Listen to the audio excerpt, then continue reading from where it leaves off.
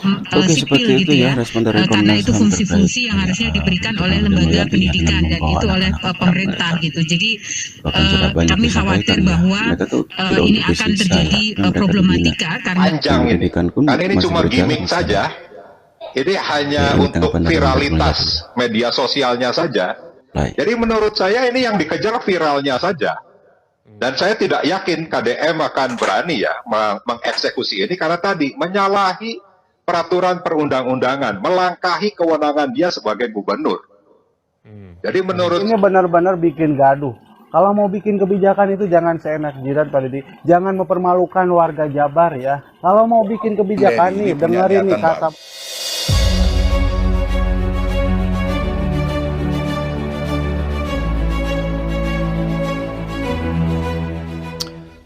Halo, selamat datang kembali di channel Dani TV. Terima kasih buat kalian yang sudah klik video ini. Dan apa kabar? Mudah-mudahan selalu dalam keadaan sehat ya. Banyak sekali yang mengkritik Kang Deddy Mulyadi ya terkait kebijakannya dari mulai menteri, KPAI, Dewan, banyak pokoknya. Dan di sini ada Komnas HAM yang merespon rencana Kang Deddy Mulyadi ya mengirim anak bermasalah ke barak TNI. Dan dia berharap Kang Deddy Mulyadi bisa meninjau ulang wacana tersebut.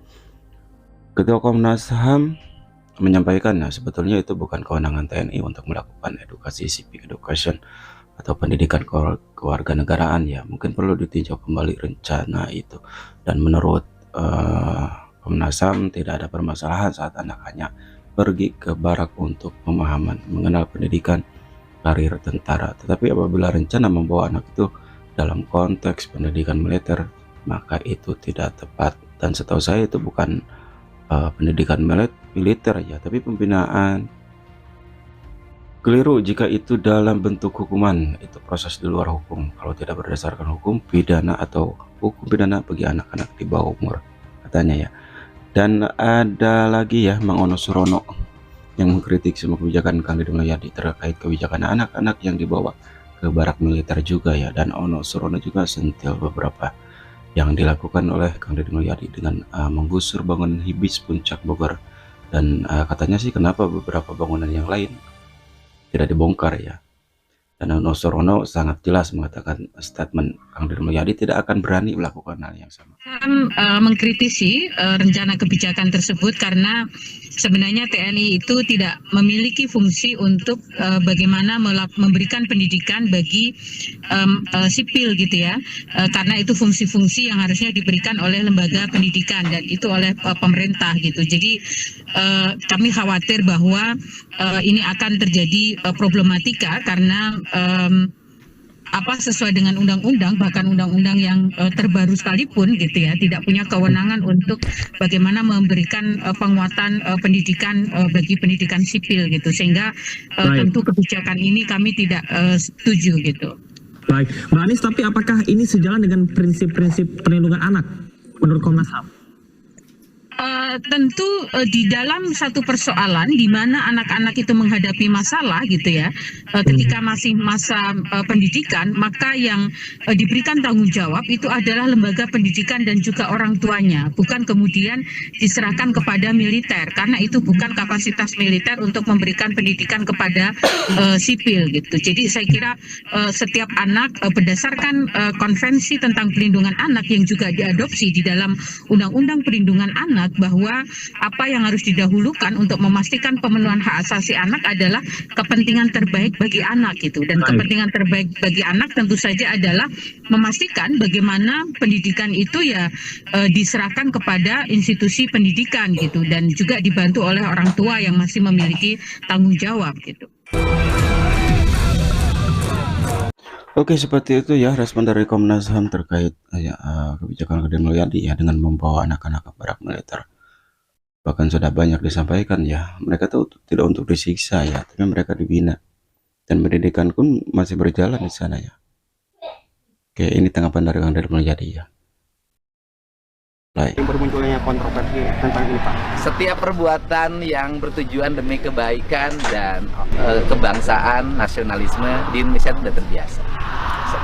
Anda kan tahu saya dari dulu jadi bupati di Purwakarta kan, berbagai hal saya hadapin, berbagai tuduhan, sangkaan, nyinyir, kebencian. kan nggak ada problem. Tetapi kan akhirnya orang merasakan hari ini. Jadi ya kalau jadi pemimpin tuh harus seteguh batu karang. Kalau ada yang menjadi pemikiran dan gagasannya, itu adalah kebaikan bangsa. Jangan pernah menyerah. Karena dulu juga ketika bangsa ini dimerdekakan kan banyak orang yang tidak punya keyakinan bahwa bangsa ini bisa merdeka. Mulai banyak yang bermunculan orang tua yang ingin menitipkan gimana? Oh iya, ya itu tandanya bahwa kegiatan ini mendapat respon positif. Artinya bahwa hari ini orang tua ini udah kewalahan menghadapi anak. Kan memang teorinya begini, teorinya kan, anak yang mengalami kenakalan, kalau itu kriminal maka lewat peradilan anak. Kemudian nanti lewat pembinaan, taruhlah misalnya lembaga tempat penitipan anak lah, kita nggak nyebutnya LP ya, lembaga tempat penitipan anak untuk dilakukan pembinaan. Itu kan yang berproses kriminal berdasarkan peradilan. Tetapi kan banyak yang tidak berproses kriminal, tetapi nakalnya nggak pernah berhenti. Nah, akhirnya mereka harus balik ke orang tuanya. Pertanyaannya adalah ketika orang tuanya sudah tidak punya kesanggupan, nggak sanggup ngadepin anaknya bolos terus, nggak sanggup anaknya main game terus, nggak sanggup anaknya motor-motoran terus, nggak sanggup anaknya minum ciu terus, kan kayak minum ciu, minum eksimer kan nggak bisa dipidana anak-anak.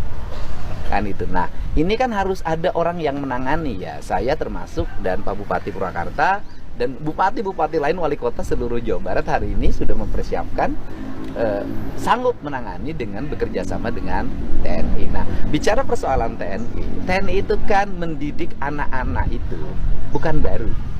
Paskibraka itu dididik oleh TNI. Paskibraka loh. Nah, kemudian ada SMA, namanya SMA Taruna Nusantara yang melahirkan orang-orang hebat. Ternyata di dalamnya kurikulum pendidikannya TNI dan TNI mengajar di dalamnya. Jadi bukan masalah baru, tetapi yang tidak boleh kan diajarin teknik perang. Diajarin gini, pelajaran PBB, itu kan pelajaran di sekolah. Dan yang bagus PBB-nya ya TNI dong. Kemudian pendidikan jam 8 tidur, itu kan pendidikan yang ideal. Bangun jam 4, bangun jam 5, terus mandi, bereskan ruang kamar mandinya, bereskan ruang tidurnya, terus sholat subuh, terus salapan, terus olahraga. Apa sih problemnya? Kan gitu. Nah, kemudian jam makan, cara makannya, mereka belum dididik tuh di rumahnya bagaimana cara makan, bagaimana meletakkan piring, bagaimana meletakkan garpu, bagaimana meletakkan sendok, bagaimana makan tidak sambil ngobrol, makan tidak bersuara, bagaimana suara sendok, piring dan garpunya tidak berbenturan treng treng treng. Nah, itu kan tentara ngajarin cara makan, sehingga nanti mereka ketika jadi orang besar, jadi pengusaha, jadi siapapun, ketika makan nggak ditengokin orang gara-gara gitu loh. Nah, ini pendidikan. Nah, pendidikan ini nggak dapat. Saya dapat pendidikan ini lama gitu loh. Saya lama dapat pendidikan ini, ngerti etika seperti ini karena bapak saya pensiunan tentara. Disiplin hidup saya memang polanya pola disiplin tentara. Ini ada ono serono syarat vasektomi demi bansos tepat atau sesat. Ini pendapat dari Kang Ono ya. Oke, kita tonton dulu. Dibahas panjang ini. Karena ini cuma gimmick saja. Ini hanya untuk viralitas media sosialnya saja. Karena dari sisi peraturan perundang-undangan ya sangat jelas. Dari sisi fatwa MUI juga sudah sangat jelas. Kalau Pak Dedi berani tetap melaksanakan ini, konteksnya juga misalnya khusus pada bantuan sosial yang akan dikeluarkan pemerintah Provinsi Jawa Barat. Tapi ya tetap saja akan bertentangan dengan undang-undang yang lebih tinggi daripada misalnya hanya dikeluarkan melalui peraturan gubernur misalnya. Jadi saya sekali lagi tidak yakin ini akan dijalankan dan tidak akan berani KDM untuk menjalankan ini. Tapi kalau untuk menyelesaikan kemiskinan menurut saya Pak Asep ya Mas Kevin, ya tidak jauh bagaimana menyediakan lapangan pekerjaan yang saat ini di Jawa Barat hampir 2 juta orang yang nganggur. Bicara terkait dengan penanganan kemiskinan, angka lamanya sekolah harus ditingkatkan, bukan hanya 8 tahun yang kelas 2 SMP, harus 12 tahun dan gitu. Jadi banyak hal tadi yang harus dilakukan, bukan sekedar terkait dengan bagaimana membatasi bansos, malah kalau saya malahan kebalik. Pada saat bansos dikaitkan dengan KB, ya distribusinya tidak akan merata dan tidak akan maksimal, malahan akan menambah kemiskinan menurut saya. Karena saya yakin seorang anak itu banyak yang berpendapat ini adalah anugerah Allah Subhanahu wa Ta'ala. tidak bisa dicegah. Tapi kan saat ini anak muda sudah mempunyai kesadaran untuk tidak mempunyai anak yang banyak. Bahkan ya di kota-kota anak muda malahan pingin tidak menikah kok. Ya, seperti terjadi di negara-negara Jepang, Korea dan lain sebagainya. Jadi secara otomatis sebenarnya sudah ada pengendalian penduduk dari sisi kuantitas ya. Tinggal pembinaannya saja yang harus dilakukan. Oke, baik. Kita akan tunggu nanti apakah betul Kang Deddy Mulyadi akan betul-betul mewujudkan kebijakan ini. Ya, Pak Ono, tapi masa sih ini cuma untuk viral saja dulu? Sepertinya tidak mungkin direalisasi kalau kita melihat mengenai rencana untuk memasukkan siswa bermasalah ke barak militer, ya buktinya sudah berjalan tuh, Pak Ono. Ya, tapi kita kan belum bicara bahwa ini menjadi kebijakan yang menyeluruh ya se-Jawa Barat. Itu kan dihandle oleh Purwakarta. 39 siswa itu kan Purwakarta yang didorong. Karena sampai dengan saat ini pun, pemerintah Provinsi Jawa Barat belum mengeluarkan kebijakan apapun. Nah yang kedua misalnya kalau kita lihat pembongkaran bangunan yang dianggap merusak lingkungan di kawasan Puncak Bogor, hanya di 12 bangunan saja, satu bangunan dibongkar, 11 lainnya disegel, tapi kan banyak bangunan yang serupa, misalnya di Lembang, di Subang, di Garut, di Kabupaten Bandung, yang tidak dilakukan hal yang sama seperti yang di Puncak. Jadi menurut saya ini yang dikejar viralnya saja. Dan saya tidak yakin KDM akan berani ya mengeksekusi ini karena tadi menyalahi peraturan perundang-undangan, melangkahi kewenangan dia sebagai gubernur. Jadi menurut saya terkait dengan bansos ini merupakan kebijakan yang memang selama ini diatur oleh pemerintah pusat. Syaratnya mudah sekali. Adalah penduduk miskin, ya, rentan miskin yang sudah masuk dalam DTKS dan sebagainya.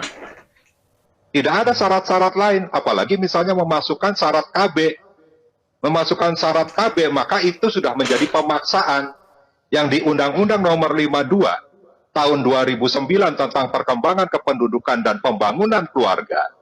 Peserta KB yang dipaksa itu, maka melanggar hak asasi manusia bagi siapapun yang memaksa dan akan dijerat oleh hukum ya yang mengatur terkait dengan pelanggaran terhadap hak asasi manusia.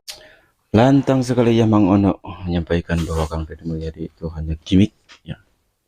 Membuat kebijakan itu adalah gimmick dan hanya ingin viral saja. Dan kalau memang Mang Ono melihat rakyatnya seperti apa ya harusnya membantu rakyatnya. Bukan hanya bicara saja gitu kan. Dan di sini ada Gubernur Kang Deddy Mulyadi usulkan vasektomi jadi syarat penerima bansos surga sejahtera yang bersedia gitu kan. Ini yang bersedia KB Pria bahkan akan diberi insentif 500.000. Kita tonton dulu. Dari sisi tanggung jawab, ketika seseorang menikah, maka dia bertanggung jawab terhadap kehamilannya, kelahirannya, pendidikannya. Nah, kalau orang tidak punya kemampuan untuk membiayai kelahiran, membiayai kehamilan, membiayai pendidikan, ya jangan dulu ingin menjadi orang tua dong.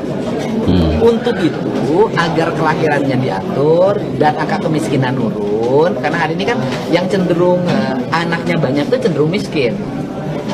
Maka para penerima bantuan sosial, apakah nanti bantuan biaya kelahiran, bantuan rumah sakit, bantuan listrik, bantuan pangan non tunai, bantuan perumahan, bantuan tanah, ya saya harap bantuan beasiswa untuk anaknya, saya harapkan yang laki-lakinya loh, saya harapkan suaminya atau ayahnya yang berKB. Di sini ada kebijakan KDM bikin gaduh. Siapa lagi nih? Kali ini benar-benar bikin gaduh. Kalau mau bikin kebijakan itu jangan seenak jidat Pak Deddy. Jangan mempermalukan warga Jabar ya. Kalau mau bikin kebijakan nih, dengerin nih kata Bapak ini nih. Niatan bagus ini kalau kita tidak siapkan dengan baik, kalau kita tidak konsep dengan baik, kalau kita tidak buatkan master plan dengan baik, harus dikaji dulu. Ini kan harus jelas. Setelah 6 bulan, ya, harus menjamin nggak dia akan menjadi lebih baik kasus study tour ya sekalian ke mancanegara tuh, ke Korea, ke Jepang, ke Israel sekalian tuh, biar dapat amplop sekalian ya. Kayak gitu Pak Deddy. Itu konsepnya. Soalnya kalau jadi pejabat itu ya, yang dicari itu apa ya? Jangan mentang-mentang Pak Deddy banyak duit, kerjanya hanya fokus sama kerja nggak mikirin duit. Orang lain mah butuh duit, Pak. Sok, orang lain mah butuh amplop, Pak. Lagi-lagi Kang Deddy mau ngeluarin kebijakan yang cukup kontroversial.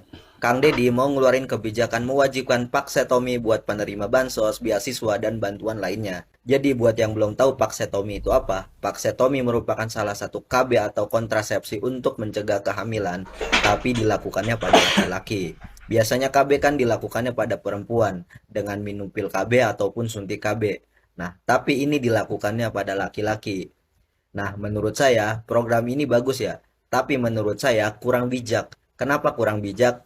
Karena ini sifatnya pemaksaan pada kelompok tertentu. Hanya orang-orang miskin aja yang wajib paksetomi. Kalau gak mau paksetomi ya gak dapat bantuan. Ini Deddy Mulyadi aneh-aneh aja ya. Bahkan menurut gue, Gubernur Jawa Barat ini tidak manusiawi dan telah melanggar HAM. Masa iya Deddy mengharuskan vasektomi kepada para suami dari keluarga miskin atau prasejahtera sebagai syarat untuk bisa menerima bantuan dari Pemprov Jabar? Ini namanya pemerintah sudah melakukan intervensi sepihak terhadap tubuh seseorang. Kalau ini dibiarkan, maka ini bisa menjadi presiden buruk. Karena kedepannya bisa aja dong pemerintah memberikan persyaratan-persyaratan lain yang lebih aneh, nggak masuk akal, bahkan menindas. Jangan mentang-mentang miskin, terus dipikirnya bisa diperlakukan seenaknya dan bahkan dihilangkan hak azazinya. Makanya Bang, jangan ngarep bansos mulu, kerja, gitu kan. Oke, apa tanggapan kalian tentang vasektomi? Tulis di kolom komentar. Dan setuju juga dengan kebijakan gubernur untuk menerima bansos, pria harus divasektomi dulu. Oke, sampai di sini dulu konten hari ini dan nantikan konten selanjutnya di next reaction. Bye bye.